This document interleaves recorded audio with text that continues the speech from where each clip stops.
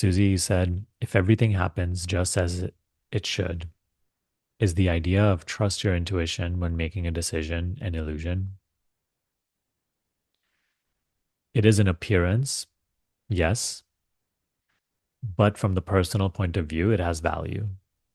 From the personal point of view, trust your intuition, follow your intuition rather than constant practical analysis of what is good or bad. Sometimes what you feel and your intuition is your resonance. It just where you feel you are being pulled, what you feel you're being called to do, what just feels appropriate for you. And that doesn't always lead to some good, meaning it doesn't always lead to a favorable circumstance. That's how I should say it. Because there's plenty of times you may have followed your intuition, but it results in some problem that you didn't foresee or something like an even bigger inconvenience. But it's not that following your intuition led you to a wrong place. It's that you were meant to experience even that. And so it was right for you to follow that direction. On the surface, your life is just full of good experiences, bad experiences. And listen, good experiences all the time lead to bad experiences. Bad experiences all the time lead to good experiences. When you follow your intuition, it doesn't mean that your life will now just all be good and good experiences. It still alternates between good and bad. But when you follow your intuition, you are able to navigate the path with a greater clarity and come to a greater acceptance of whatever comes.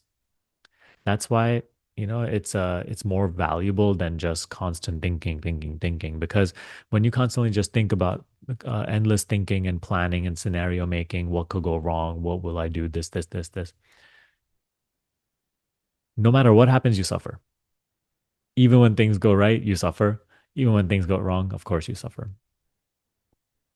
When we're now making a habit of being a little simpler, quieter, more intuition or resonance based, navigating our life through that,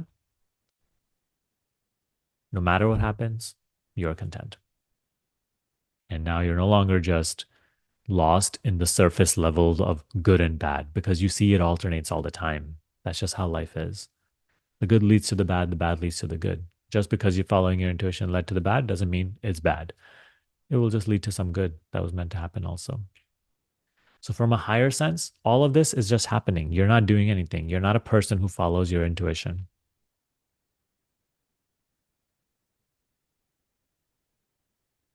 You are only that awareness in which this whole play of life appears.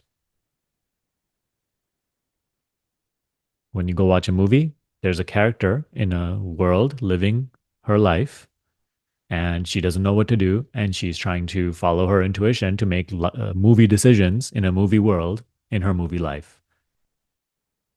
That movie world, her movie life, the movie character, and her movie intuition are all just an image on the screen. There's nobody there.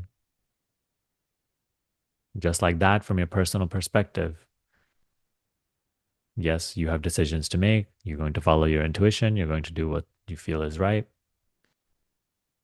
None of this is you. There's nobody here. All of this is appearing in awareness, which is a screen.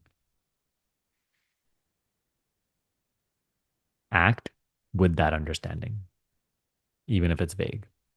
Little by little, it becomes clear. That's why we meditate daily. Meditation keeps your sight clear,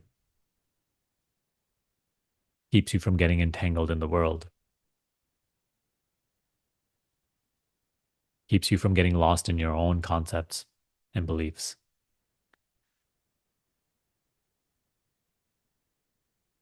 Because there are many illusions we are already lost in without knowing we are lost in them. So, what are you going to do?